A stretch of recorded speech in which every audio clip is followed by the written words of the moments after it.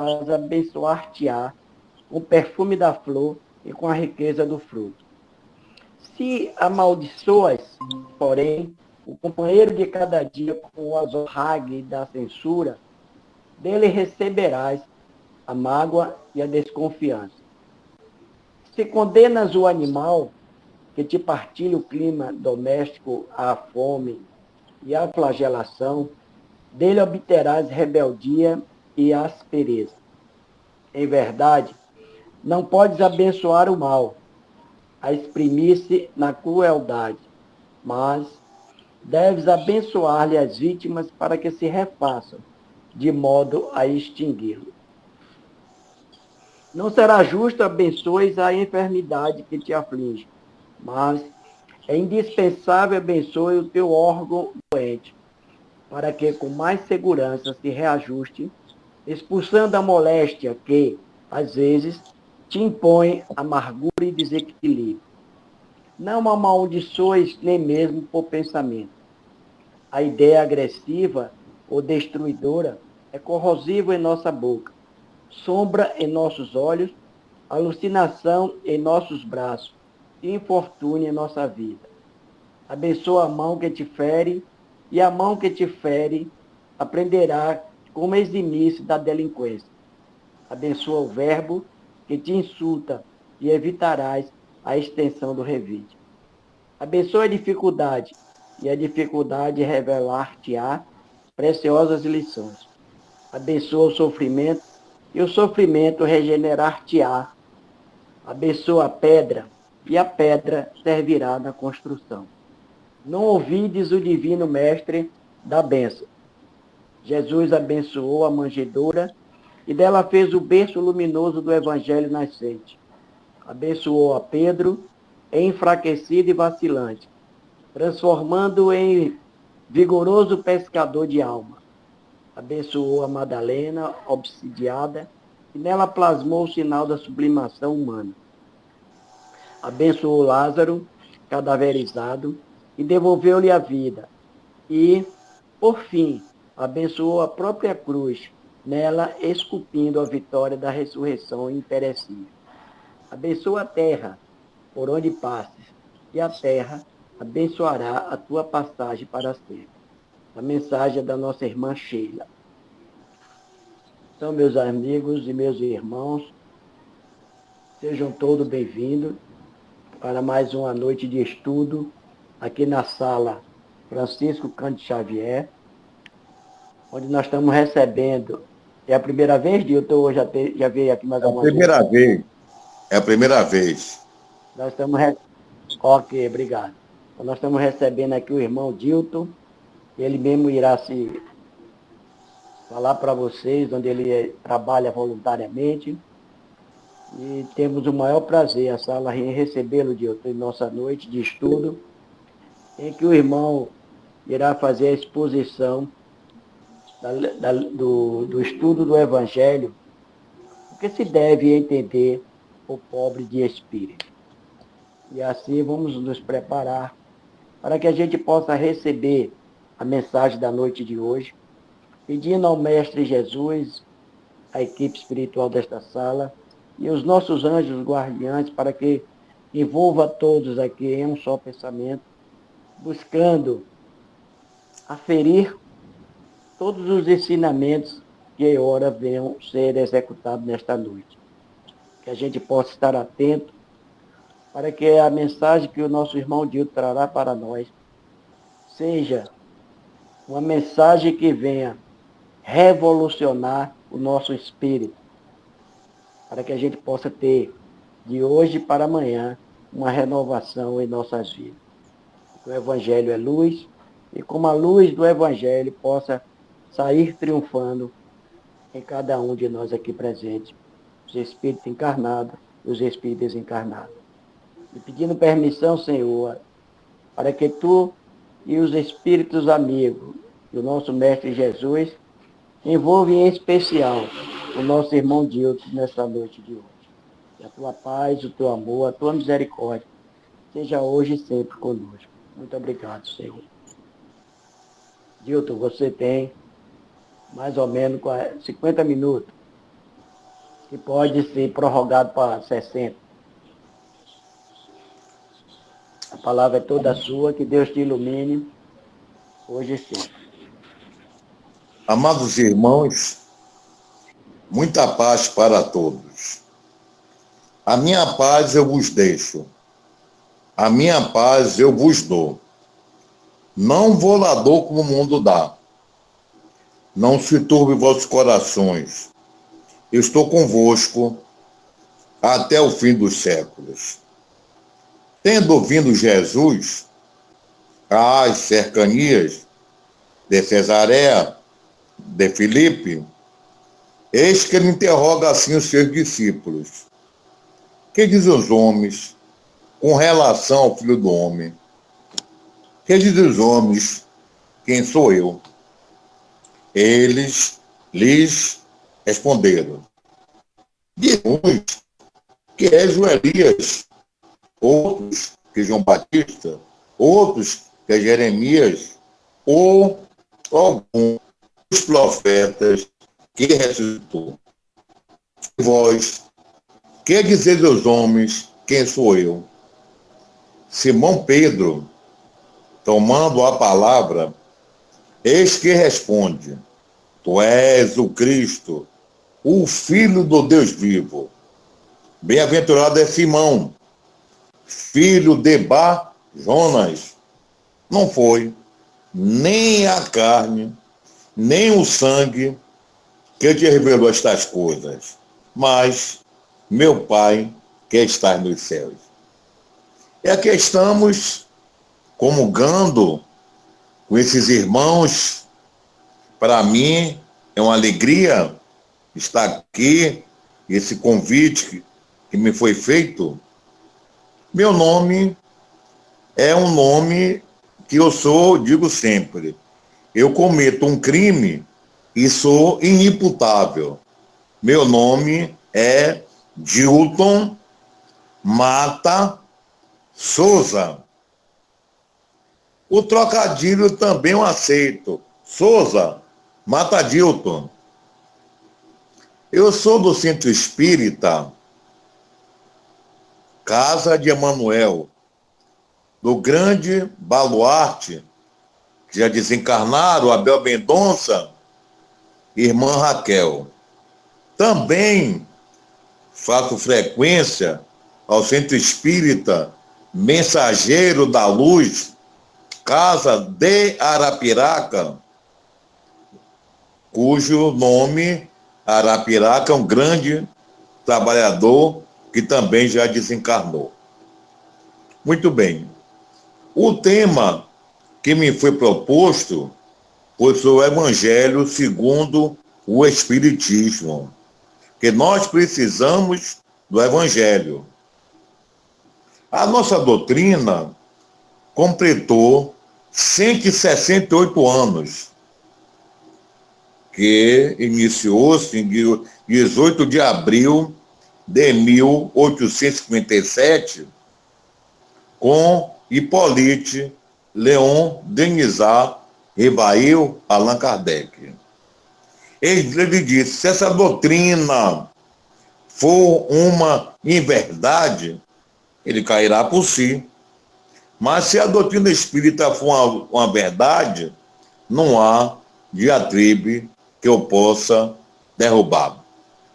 Emmanuel, ele disse que as palestras do Evangelho tocam o coração. E as palestras científicas tocam o intelecto. E nós precisamos do Evangelho. Já dizia a psicóloga Ruth Brasil, precisamos nos evangelizar. E o tema está lá no capítulo 7º do Evangelho segundo o Espiritismo, bem-aventurados os pobres de espíritos, porque deles é o reino dos céus. Ainda hoje, muito se fala sobre tal ensinamento. Eis que grande interesse desperta em todos que tomaram conhecimentos dos ensinos de Jesus. No entanto, o ensino, como tantos outros, resta ainda incompreendido pelos homens. O que afinal o mestre pretendia proclamar? Jesus proclama que Deus quer espíritos ricos de amor e pobres de orgulho. Sabemos nós que o orgulho, a vaidade e o egoísmo é um bicho de 3 pernas, os quais faz que o homem fique chumbado à terra. O grande poeta disse: deixa de orgulho, criança. Sossega.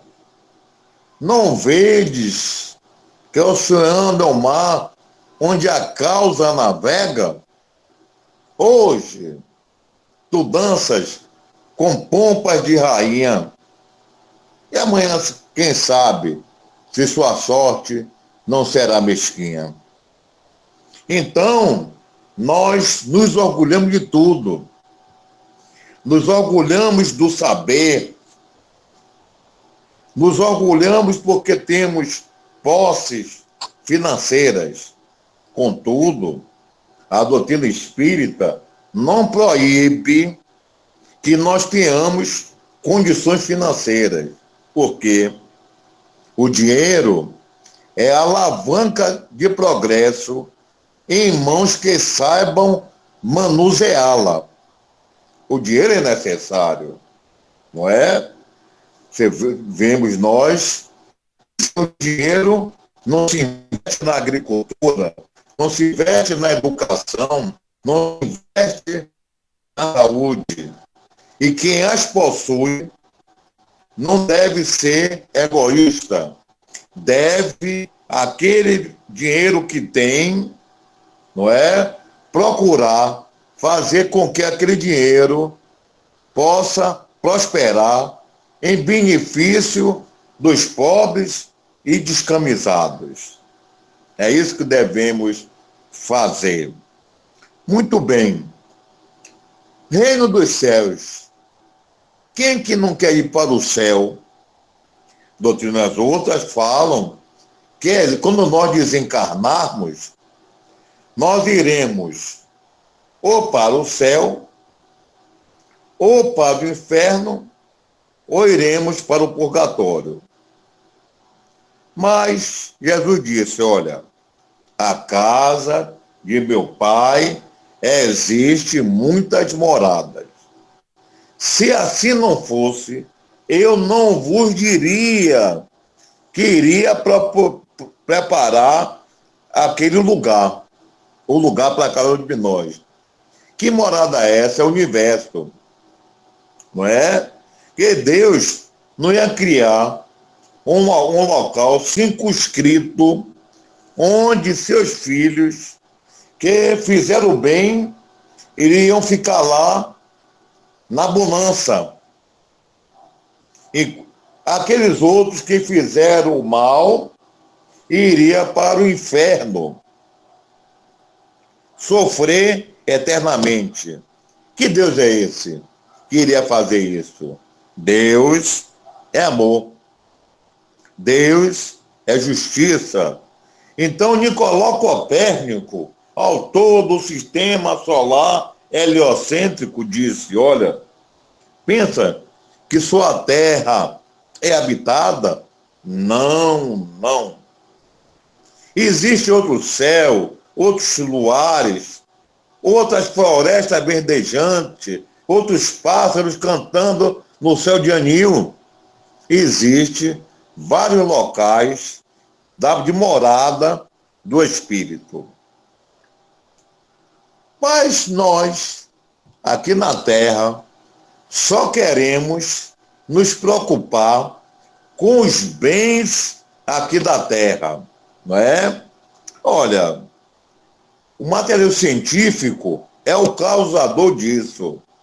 Quando diz que o homem é matéria, nada mais do que matéria, morreu, tudo se acabou.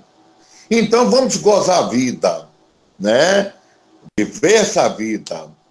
Porque quando morrer, vai se acabar. Negativo.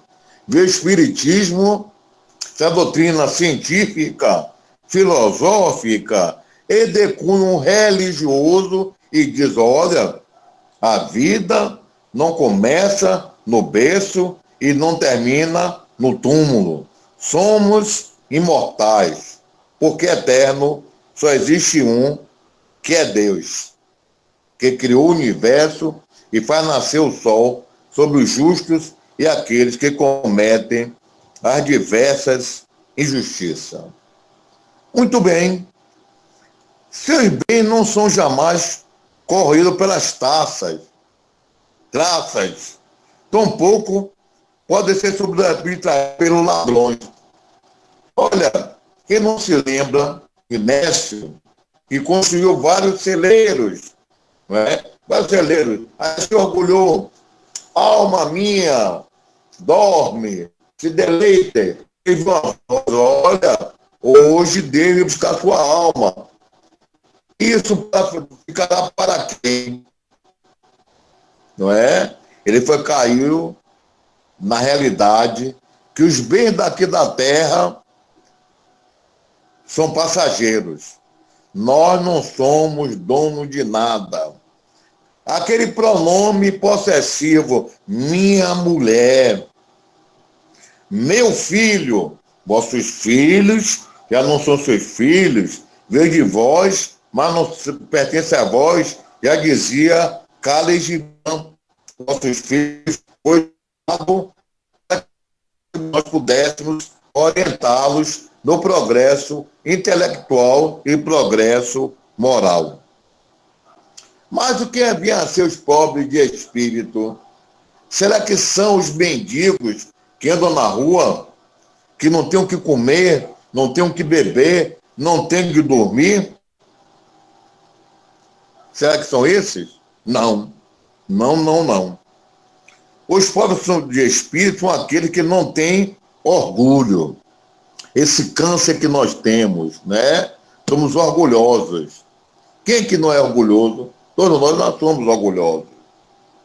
São os humildes, que não se envaidecem pelo que sabem e que nunca exibem o que têm.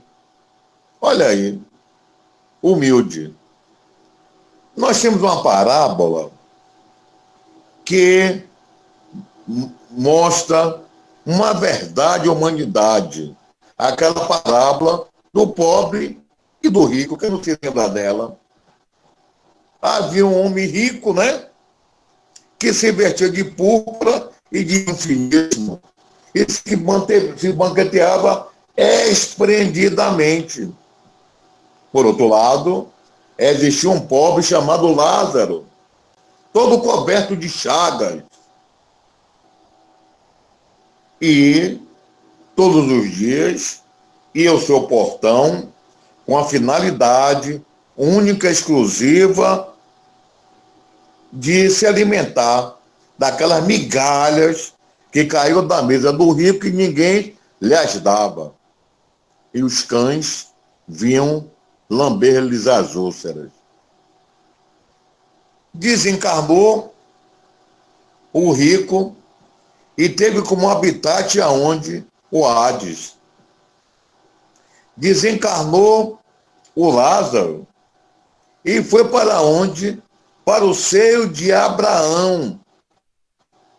O rico está lá naquele tormento, eis que olha e vê a Abraão e a Lázaro no seu seio e diz: Pai Abraão, tenha de piedade de mim, mas que Lázaro molhe a ponta do dedo na água para refrescar minha língua, que eu estou com sede, estou nessa chama.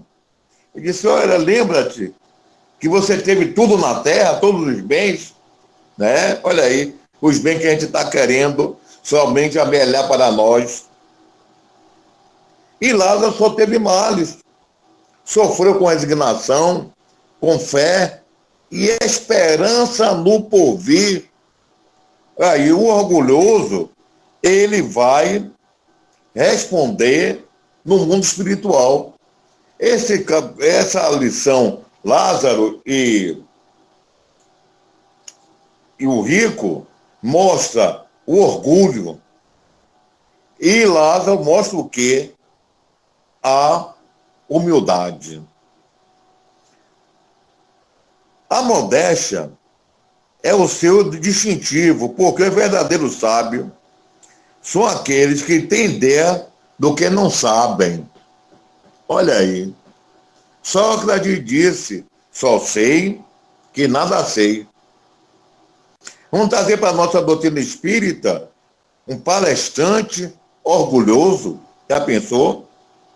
E a lição informava que existia um palestrante espírita que ele só dizia o seguinte: vocês são orgulhosos, vocês são vaidosos, vocês são egoístas. Ele se achava o bambambam. Muita gente adorava a palestra dele. Outros não gostavam. Sentiu-se ofendido, não é? E uma certa feita foram fazer uma pergunta a ele, e ele se enfureceu e teve um ataque cardíaco, desencarnou. Mas ele, como conhecia a dinâmica da vida, sabia sobre, imediatamente ele despertou no mundo espiritual. E por ele ter sido palestrante, ele já estava esperando que lá no mundo espiritual ele fosse dirigir, né, alguém, ou de dirigir alguma reunião no mundo espiritual. Veio o mentor e para o receber. Ele disse: eu fui palestrante espírita. Ele disse: eu sei, você foi palestrante espírita, mas você não pregava, não vivia aquilo que pregava. Você era muito orgulhoso, você era muito vaidoso. Então, você vai voltar à Terra como que enfermidade ele veio mudo e surdo, e iria ensinar a doutrina espírita aos mudos e surdos. Isso é para mostrar a cada um de nós, a palestrante, dirigente espírita, para acabar com esse orgulho, né? Nós acabamos com esse orgulho. Ah, eu sou médico. Ah, eu sou engenheiro. E no próprio centro espírita, não é? Para o centro espírita, ele quer que se chame pelo título. Pelo título. Lembro-me nesse instante, há uns anos atrás, eu fui fazer um seminário. E o que é que ocorreu nesse seminário? Tem um folder, onde você coloca a sua profissão, o seu curso. Quando eu vi aquele folder, eu digo: olha, ou vocês retiram, ou eu não faço palestra. Não vou participar desse seminário. Porque você chega na igreja católica, eu tenho lá meu grande amigo, irmão, Padre Pedro, padre. Um padre daquele é mestre e doutor, mas é padre fulano de tal. Você vai lá na reunião dos evangélicos, tem mestre e doutor, mas é pastor fulano de tal. Você não chama pelo título, porque no centro espírita todos nós somos irmãos, todos nós somos iguais. E quando chegar lá no mundo espiritual, não vai ser lhe perguntado: você foi médico? Você foi advogado? Você foi engenheiro? Não. Que bem tu fizestes? E quantas lágrimas tu enxugaste? É essa a pergunta que vai ser feita. Quem não se lembra da rainha de França? todo o poderio. Quando chegou no mundo espiritual, ela ficou assim sobressaltada, porque as suas serviçais eram superiores a ela, suas serviçais, porque é o valor moral o que serve. Muita gente diz, eu sou deputado, eu sou vereador, eu sou médico. Aí só brincando para não levar essa palestra assim ao pé da letra, eu me lembro, quando eu era professor de matemática, eu ensinava num colégio, lá em Simões Filho, colégio Polivalente de Aratu, e eu sempre gostei de fazer meu trabalho que não prejudicasse o aluno. Por exemplo, eu fazia 50 questões. E daquelas 50 questões, eu tirava 10. Já tinha trabalhado aquelas 50 questões com todo o grupo. Se o aluno tirasse nota baixa, ele deveria se aborrecer com ele próprio. Aí, fui aplicar a prova, segundo ano. Um aluno levou a apostila e ficou lá no fundo, copiando a prova. Ele sabia que aquela prova, as questões estavam lá. Aí eu não tomo prova de ninguém, falei com ele, meu filho, você não está em condições de fazer essa prova. Seu professor está até triste, acabrunhado, porque parece que ou eu errei ou você errou, não é? Para você estar com seus colegas que estão fazendo a prova, você está usando a lei do menor esforço, copiando. Leve a prova para casa. No outro dia, estou dando aula no primeiro ano do segundo grau, estou vendo um rebuliço lá no pátio. O diretor não estava nem a diretora. Foi um vereador que chegou, vereador de Simões Filho. Aí chegaram, o vigilante chegou na sala, interrompeu minha sala. O vereador, fulano de tal, está querendo falar com o senhor. Então diga a ele que eu vou terminar a aula, quando bater o horário, eu vou lá falar com ele. Quando bateu o horário, eu fui até a diretoria. Ele estava lá, que não era para ele entrar, nem naquela sala, que ele não era diretor, ele não era nada na escola, apenas um parente de um aluno. Quando me aproximei dele, ele disse, eu sou o vereador de Simões Filho. Eu digo, falaste muito bem. Eu vi pelo jeito que o pessoal todo lhe abraçando, né? Todo lhe complementando, mas o senhor é vereador. Esse pessoal que está lhe cumprimentando, se no dia 4 de outubro vem a eleição, e se o senhor não for eleito, o senhor será um cidadão comum. E eu continuo sendo professor, ninguém vai tirar meu título. Se o senhor quer falar comigo, o senhor vou lhe dar um tempo que eu vou na sala dos professores, vou lá lavar minhas mãos que está de giz, depois eu lhe chamo para eu lhe atender. Assim eu fiz. Fui passar os professores, lavei minhas mãos, tomei um cafezinho, depois mandei o vigilante chamá-lo para ele sentar na cadeira para vir falar comigo, para ele calçar a sandália da humildade, não é? Que nós não somos humildes, pensamos que somos o bambambam, não é? Foi esta pobreza que Jesus proclamou, a pobreza de sentimentos baixos, não é? Representada pelo desapego às glórias efêmeras, ao egoísmo e orgulho. Jesus foi o maior exemplo de humildade, foi o maior exemplo de desapego. Lembro-me nesse instante, um jovem me perguntou, mestre, permitais que eu o siga? Disse, olha, A raposa tem os seus covis.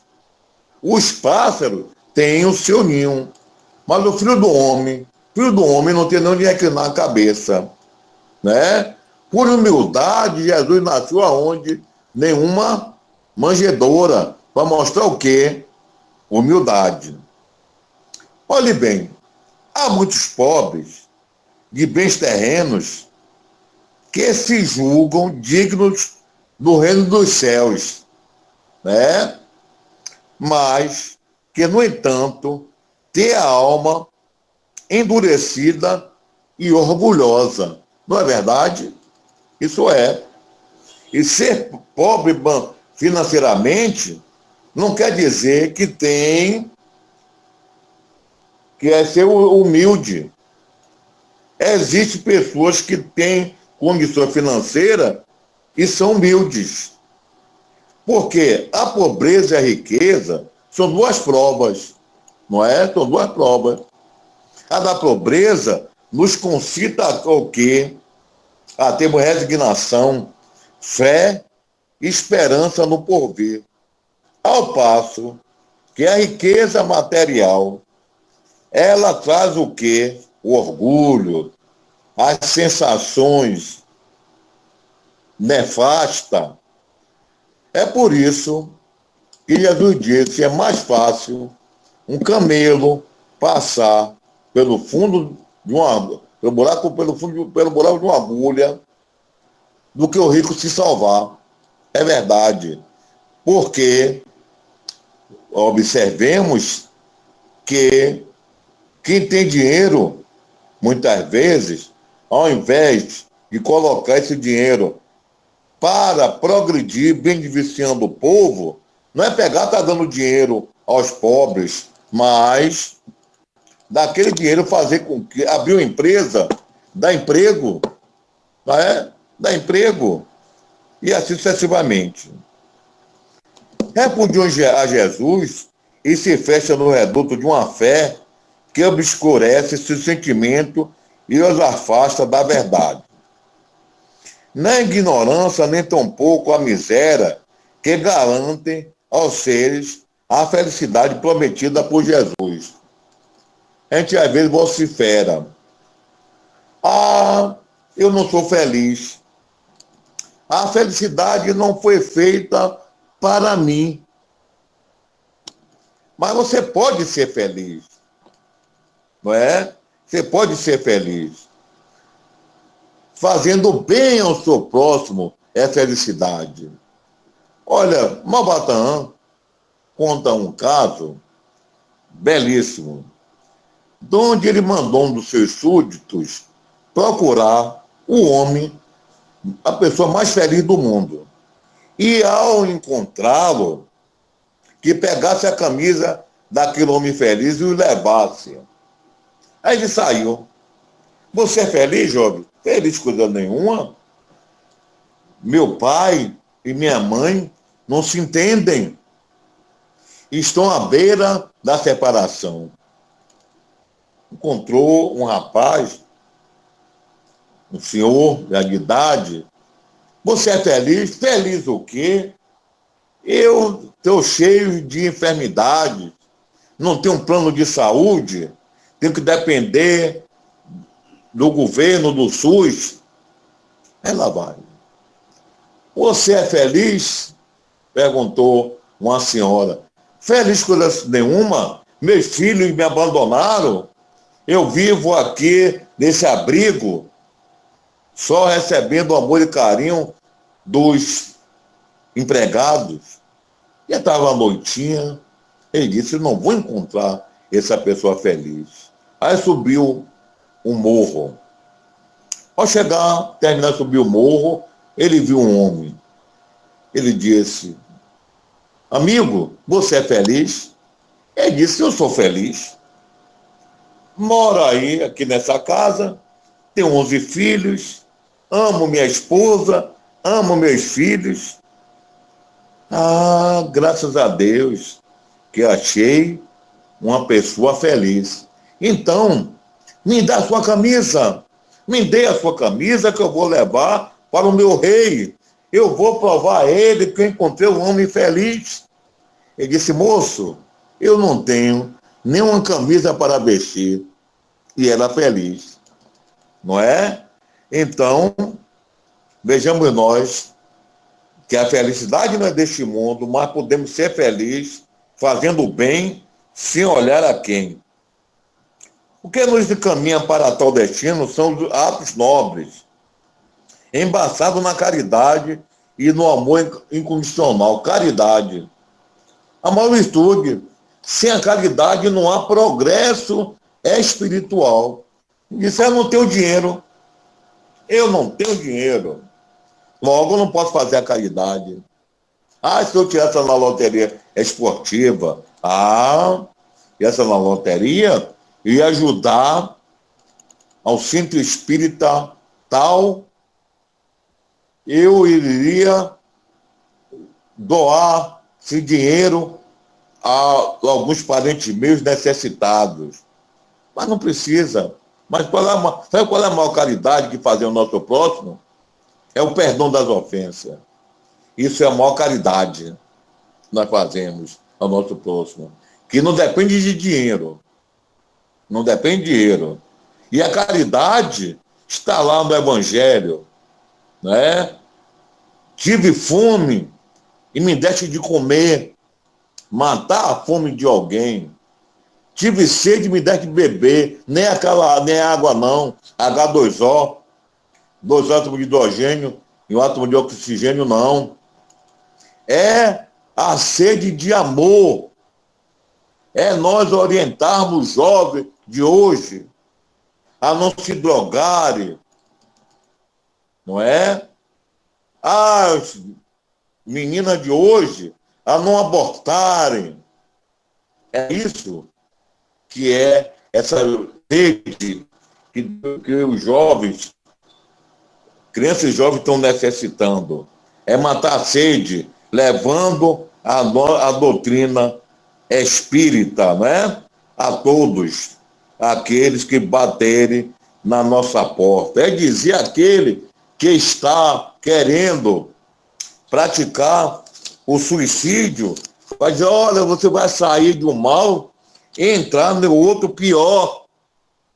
Tenha força, porque o suicídio é uma frouxidão moral.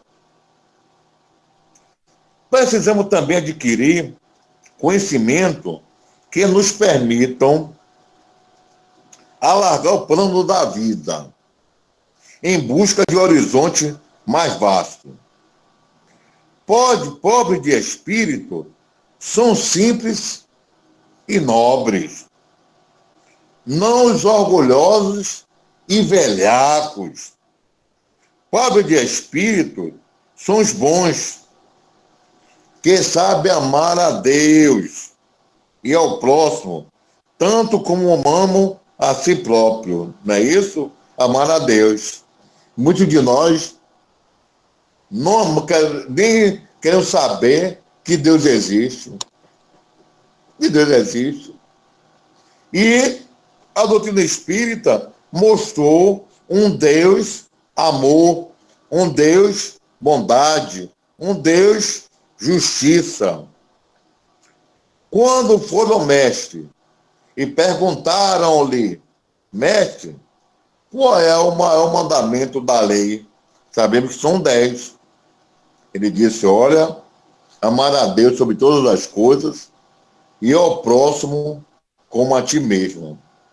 Mas teve um engraçadinho que chegou e disse, quem é o meu próximo? Quem é o meu próximo? A gente até hoje não sabe.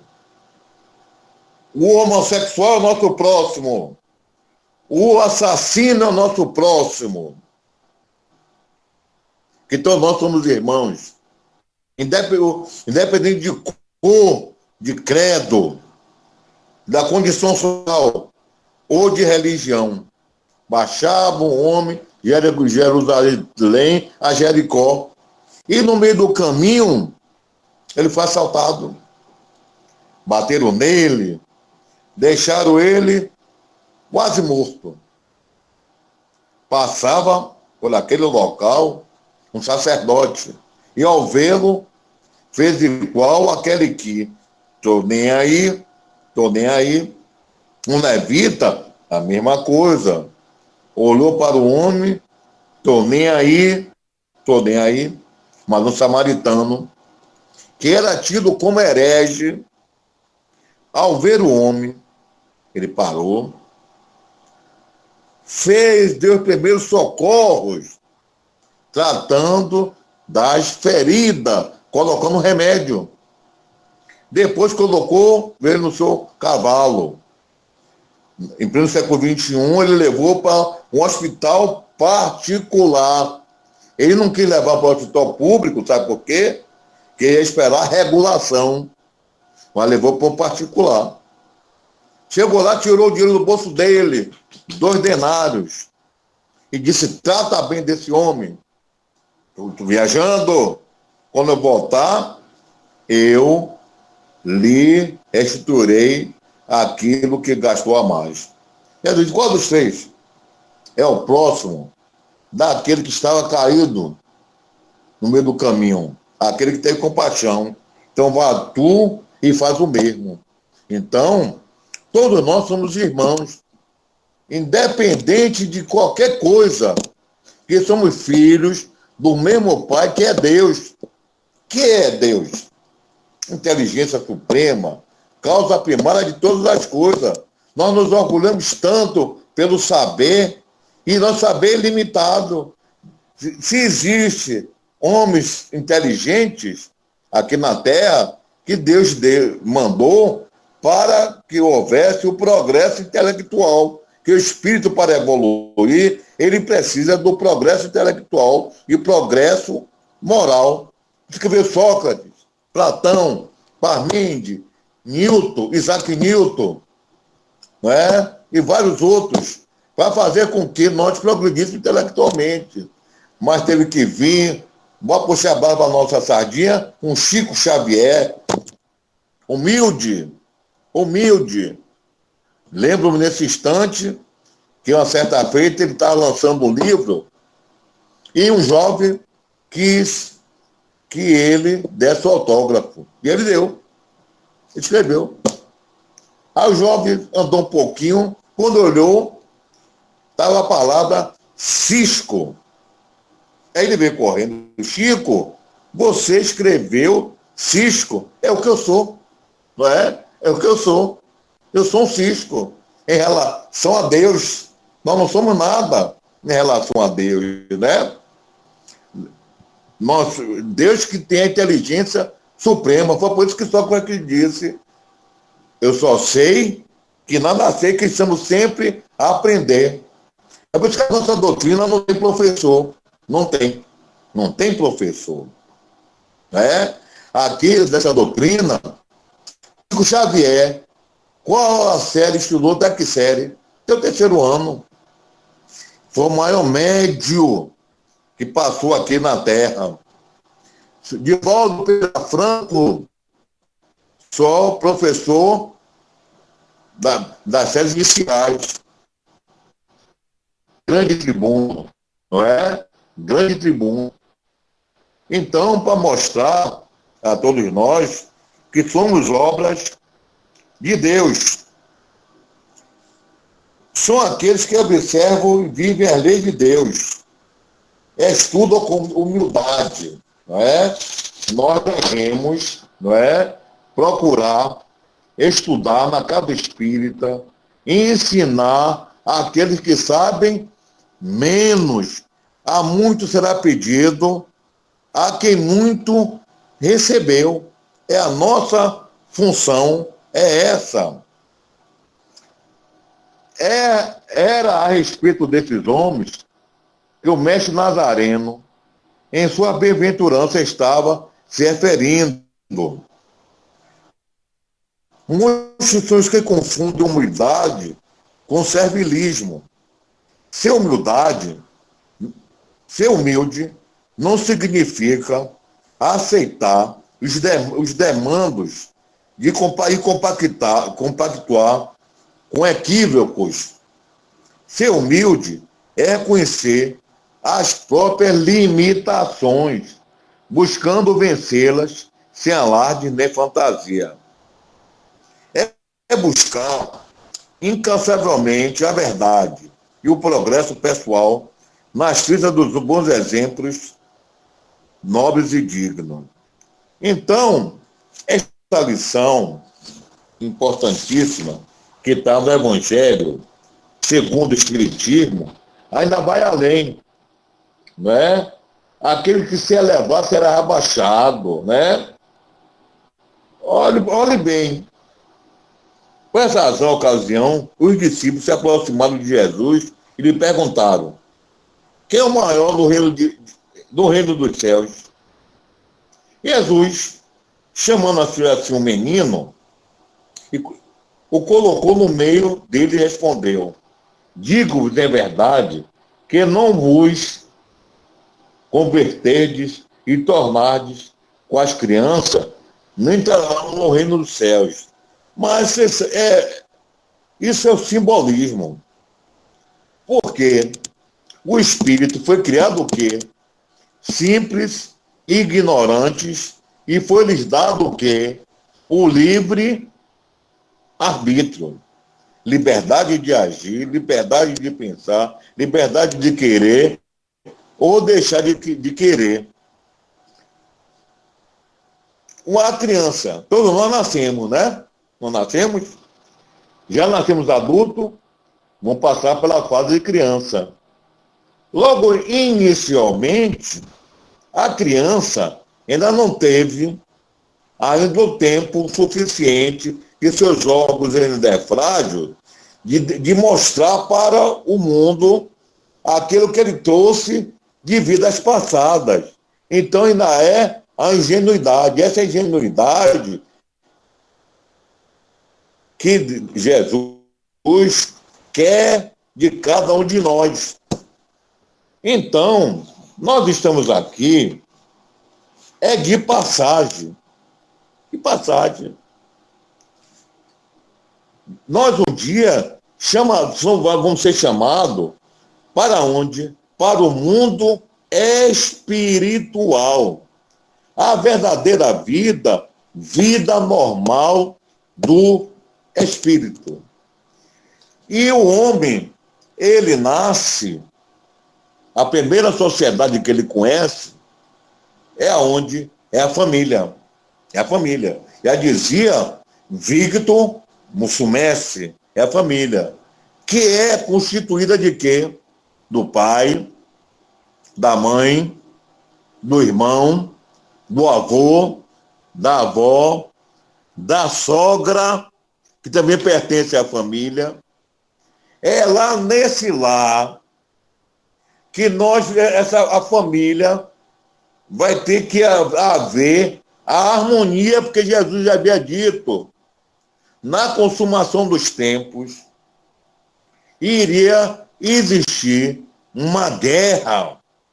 Uma guerra. Que seria o quê? Essa guerra? O pai contra o filho contra o pai, a nora contra a sogra e vice-versa. É lá na família onde o pai e a mãe têm uma grande responsabilidade com aqueles filhos que foram recebidos, enviados por Deus, que nós prometemos orientá-los no progresso intelectual e progresso moral. E temos que ensinar aos nossos filhos o quê? A sermos o quê? Humildes. Sermos pessoas de bens, crianças e jovens de bem.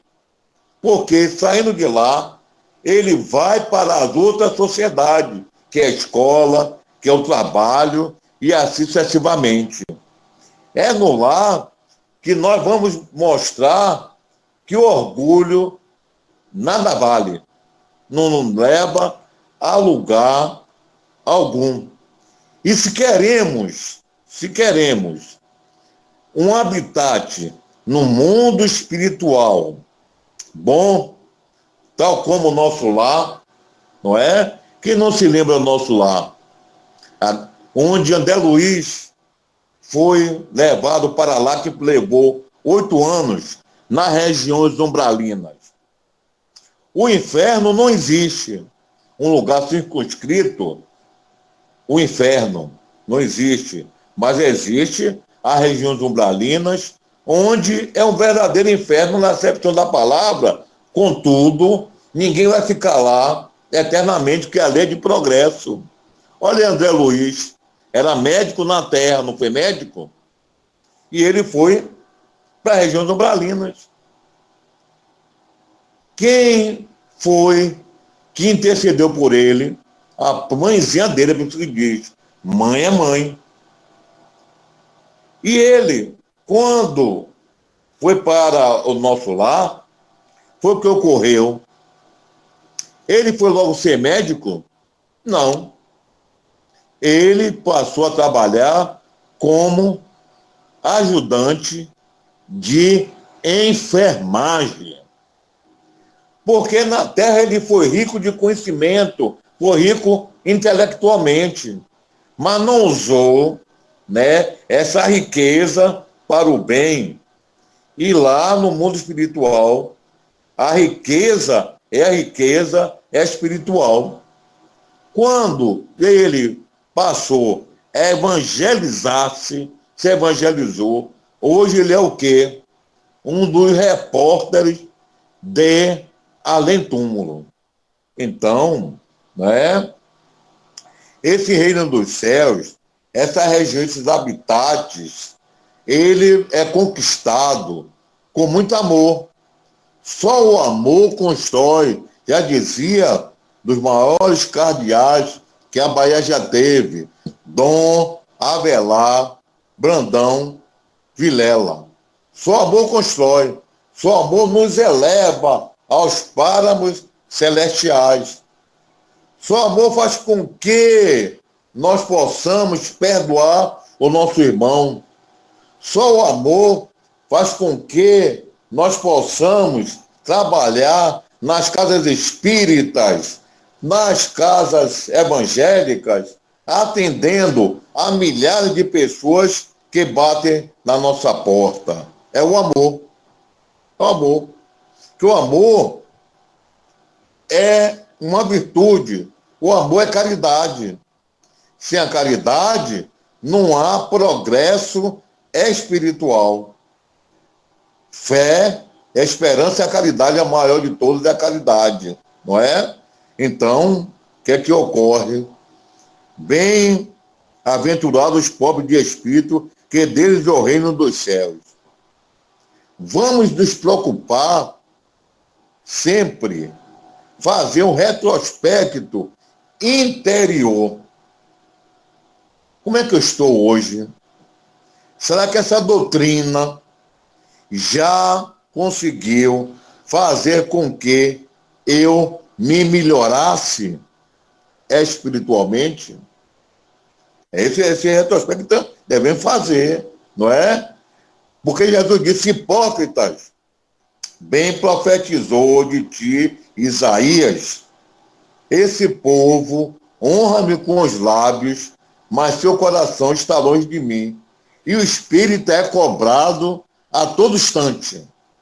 Olhe bem, o espírito é cobrado a todo instante. No lar, no trabalho, na própria casa espírita. Temos um caso hilariante de um espírita, né, uma certa feita, aqui em Salvador, estava tendo muito assalto a ônibus, não tem sempre, né? Assalto a ônibus. E tinha um cidadão que se dizia espírita, estava no ônibus. Aí dizendo, olha, está tendo muitos assaltos no ônibus. Eu sou espírita, convicto, não tenho medo da morte. Mas, se um meliante desse vier me assaltar, eu vou pular no pescoço dele, eu vou garguelá-lo. Aí um senhor estava lá na frente e disse, que espírito é esse? O espírita pensa em matar? Pensa? O espírita pensa em roubar? O que é que nós aprendemos a perdoar, é ou não é? A perdoar, a viver uma conduta ilibada, porque somos cobrados a todo momento, recebemos o quê? As mensagens psicografadas, recebemos no centro espírita os mentores que vêm a nos dizer: cuidado, irmão, adentre na porta estreita, que largo, espaçoso o caminho que lhes leva à perdição. Daí, dois palestrantes espíritas falavam muito sobre a caridade. Olhe bem, sobre a caridade. Todos dois irmãos. Aí o mentor da casa disse: eu vou ver como é que esses dois irmãos estão na caridade. Uma noite trovoada, está muito trovoada, ele fez aquela palestra linda e maravilhosa, aí vai descendo a ladeira, e sobe uma senhora com frio e diz: boa noite, meu jovem. Boa noite. Ele disse: eu vim do interior, não tenho um lugar onde ficar. O senhor poderia me dar um abrigo? Ele disse: olha, eu sou casado. Se eu levar essa senhora para minha casa, minha esposa vai se omar. O outro disse: eu sou solteiro. Eu moro numa avenida. Se eu levo essa senhora para minha casa, amanhã os vizinhos vão falar. Aí coloca na mão do bolso e tinha dinheiro. Disse: vamos levar ela a um abrigozinho, nós vamos pagar a um hotel. Aí levou. Chegou lá, pagou e deixou a senhora lá. No outro dia, eles acordaram cedo e foram ao hotel para ver como é que estava a senhora e ver que providências iam tomar. Falou com a pessoa que atendia e disse: olha, ontem nós viemos aqui à noite e trouxemos uma senhora, ela está aqui hospedada. E disse: lê de engano. Não tem nenhuma pessoa das características que os senhores estão me dizendo. Não, não tem. Aí eles foram embora. À noite, foram para o centro. Esta, eu falar mais quinta, aí o mentor chegou e disse: meus irmãos, como vai vocês na caridade? Não é? E muito bem, meu irmão, fazendo aí a medida do possível, o bem às pessoas necessitadas. Ele disse: não está bem não, meu irmão. Eu me materializei de uma velhinha e vocês ficaram preocupados, um com a esposa, né? De falar alguma coisa. Você com os vizinhos. Então deixaram ela lá num abrigo, num hotel. Foi eu que me materializei. Então, vocês estudem mais e comecem a praticar.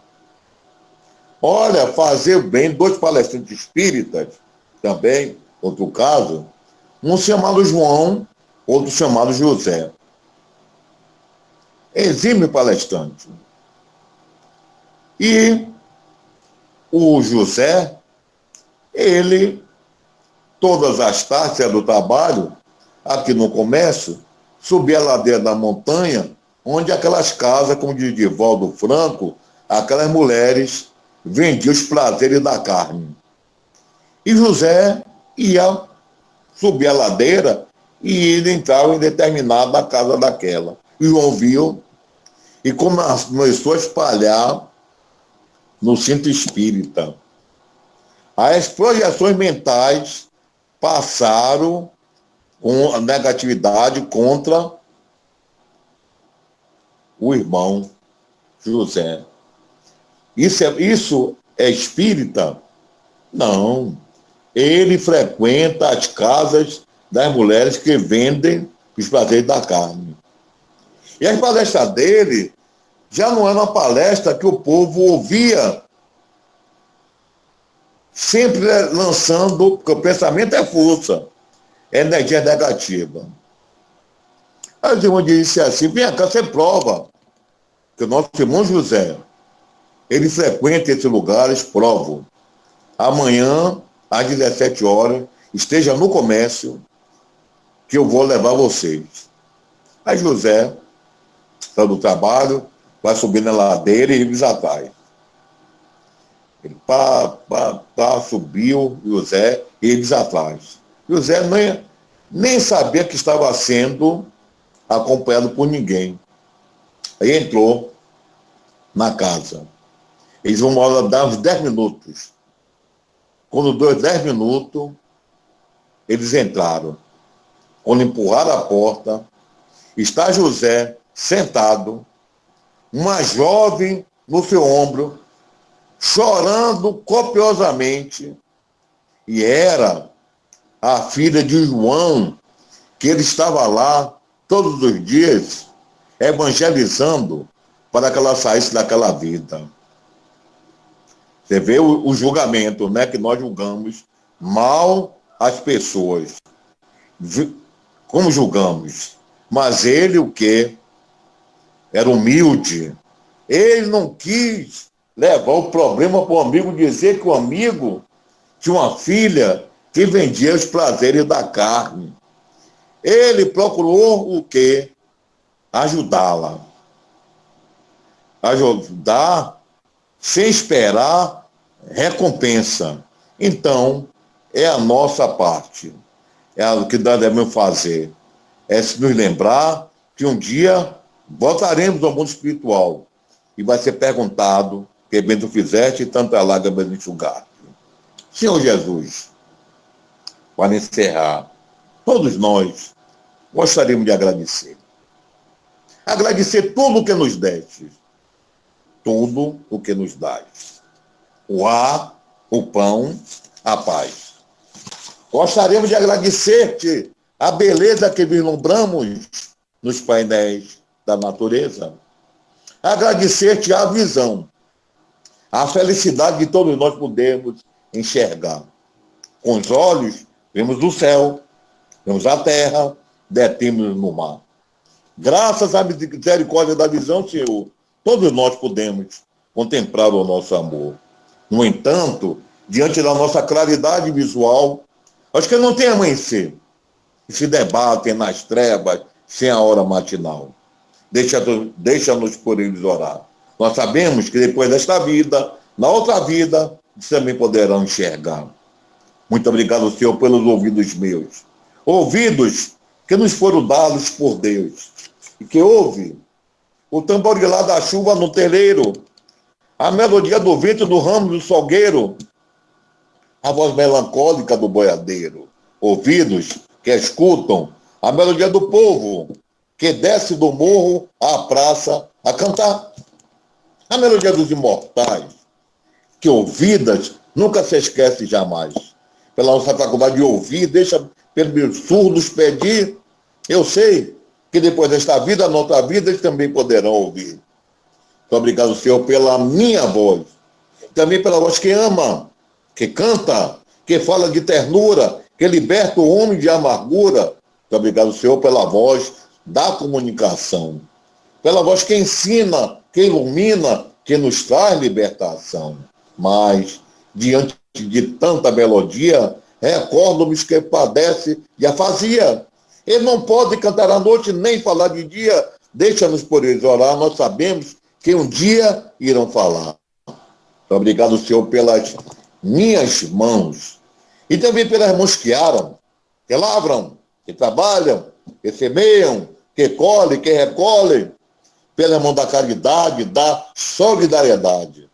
Pela mão do amor, pelas mãos que curam as feridas, as misérias da vida, pelas mãos que lavam os leis, que firmam decretos, que escrevem poemas de amor, cartas, livros, mas, sobretudo, pelas mãos que no seio abriga os filhos de corpo alheio. E pelos pés que nos levam a andar, muito obrigado, Senhor, porque posso caminhar. Diante do nosso corpo perfeito, deixa-me louvar, porque vida temos na terra, olhando os que jazem no leito de dor. Os paralíticos, os aleijados, marcados, desgraçados, deixa-nos por eles orar. Nós sabemos que um dia bailarão na outra encarnação. Muito obrigado, Senhor, pelo meu lar, meu doce cantinho, minha tapera, minha favela, meu ninho, minha mansão, meu bangalô, meu palácio, meu lar de amor, meu amor. Mas quem é que pode viver seu amor? Seja o amor de uma mulher, de um irmão, de um aperto de mão, até de um cão. Mas quem suporta a solidão?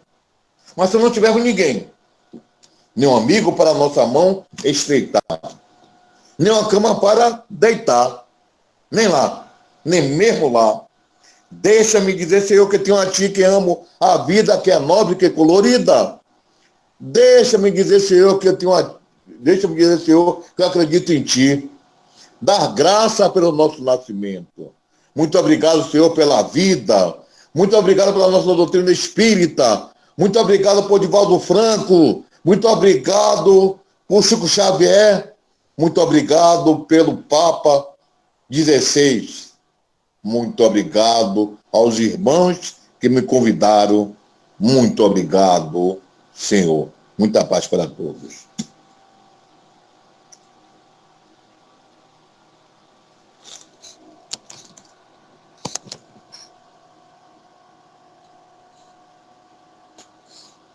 Obrigado, Tenor. Obrigado, Dilton. A sala de estudo Chico Xavier agradece essa explanação da noite de hoje, do estudo, e que acredito que enriqueceu muitos corações e muitas mentes.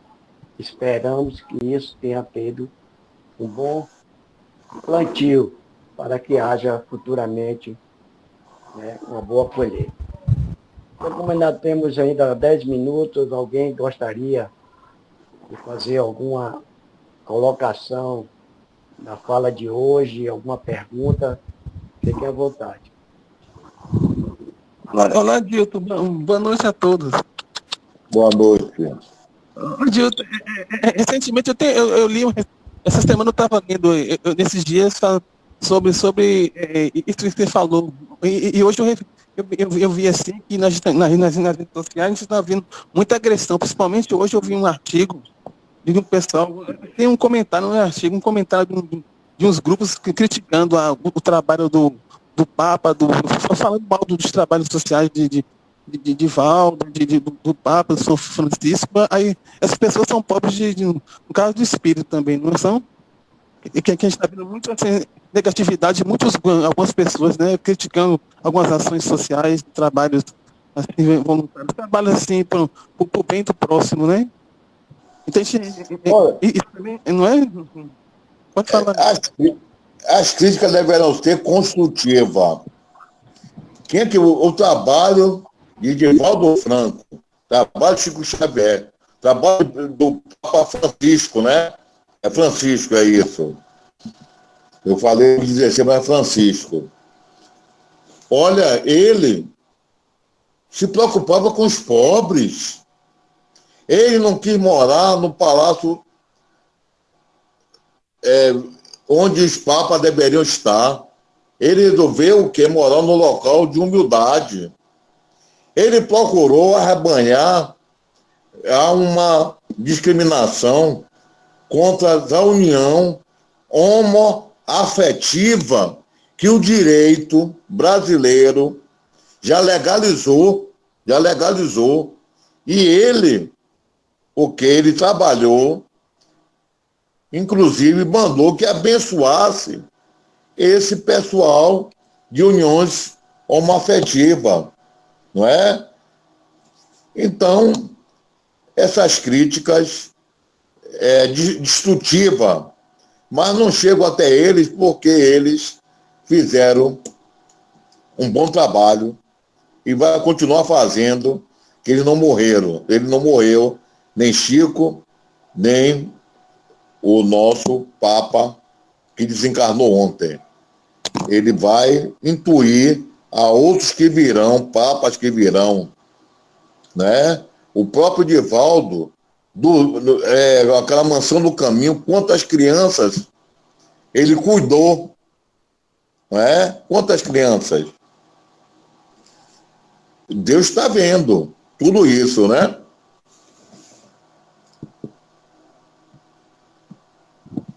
Mas alguém gostaria de fazer alguma pergunta? Fique à vontade.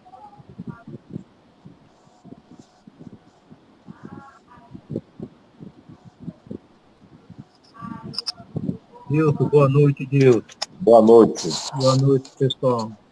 Dilton, você falou no início que a doutrina espírita ela é consoladora. Além dela ser uma revelação que nos traz informações, né, em várias áreas do conhecimento, né, vem trazer, libertar as consciências das pessoas. Essa questão de consolar, né? Qual o papel dela nessa questão de consolar as pessoas? Ela consola. O Espiritismo, eu vou definir, é a ciência nova que vem revelar aos homens, por provas irrecusáveis, a existência do mundo espiritual e suas relações com o mundo corporal, mostrando não como algo sobrenatural, mas como a força incessante e atuante da natureza. Se não consola, por que consola? Antes, nós achávamos que o sofrimento nosso foi porque Adão e Eva comeu aquela maçã. Aí o Espiritismo consola quando diz, olha, o sofrimento é de duas espécies. Ou está na vida atual, que somos orgulhosos, vaidosos, egoístas, ou está na vida passada, que o espírito não foi criado ao mesmo tempo que o corpo. No passado fomos maus pais, maus empresários, maus médicos, não é? Maus pedreiros, maus eletricistas, e viemos na Terra para responder àquilo que fizemos no passado, resgatar o passado. Não é isso? Matamos no passado, roubamos. Então, o que é que acontece? Viemos responder. Ela consola, mais do que qualquer uma outra. Consola aquela mãe que seu filho desencarnou e o material científico diz que o homem é matéria e nada mais do que matéria e morreu, tudo se acabou. Quando a doutrina espírita mostra, pega aquele ser que partiu e através da psicografia de Chico Xavier e de outros, e vai dizer, mamãe, eu estou vivo, apenas eu me mudei. Consola ou não consola?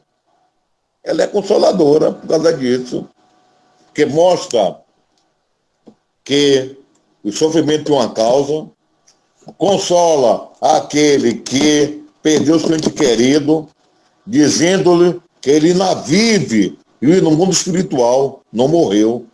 Mas não fica dizendo ele não morreu, ele traz, através da psicografia, é escrita, ou através da psicofonia, através dos médios, chega a ponto de falar, né? De falar. E assim sucessivamente. Ela é a única que consola. É a nossa doutrina. Grato, meu amigo. Não. Mais alguma pergunta? Alguém mais? Se não, nós vamos dar por encerrada essa noite de hoje. Agradecer ao irmão Dilton pela sua presença, pela sua exposição. E até a próxima terça, todos aqui estejam presentes. Eu acredito que ninguém levantou a mão, porque não deve ter mais nenhuma pergunta, né? Dilton, do encerramento da exposição dele, declamou esse poema de gratidão, creio eu. E aí, para finalizar, meu irmão, eu gostaria de solicitar a caridade do irmão a prece de encerramento, por gentileza. Mestre Jesus, aqui estamos, mestre, para agradecer a todos nós que aqui estamos, ainda jornaleando no corpo físico. E nesse momento, Senhor Jesus, vamos juntos pedir por nosso irmão Divaldo Pereira Franco, que está no leito de dor, aguardando a hora abrasada e retornar ao mundo espiritual. Vamos, nesse instante, pedir pelo nosso Papa Francisco, que partiu para o mundo espiritual, que ele tenha um despertar alegre e feliz e continue na sua jornada. Que Deus abençoe aqueles irmãos que hoje não tiveram um pedaço de pão para se alimentar. Aqueles outros que estão no relento, aqueles outros que estão nos hospitais, aqueles outros que estão nas penitenciárias. Pedimos nesse instante também pelas nossas mamães, pelos nossos filhos. Pedimos pelos países que estão em guerra. Como já dizia Roberto Carlos, não importam o motivo da guerra, a paz é mais importante do que o motivo. Abençoe a todos nós. Nos dê resignação, fé e esperança no porvir. E para encerrar nossos trabalhos, proferiremos aquela prece que o Mestre nos ensinou. Pai nosso que estás nos céus, santificado seja o vosso nome. Venha a nós o vosso reino. Seja feita a vossa vontade, assim na terra como nos céus. O nosso de cada dia dá-nos hoje. Perdoa nossas dívidas, assim como nós perdoamos os nossos devedores. Não nos deixes, Pai, cair em novas tentações. Livra-nos de todo o mal, que assim seja. Glória a Deus nas alturas, paz na terra, aos homens de boa vontade. Viva Jesus, agora e sempre.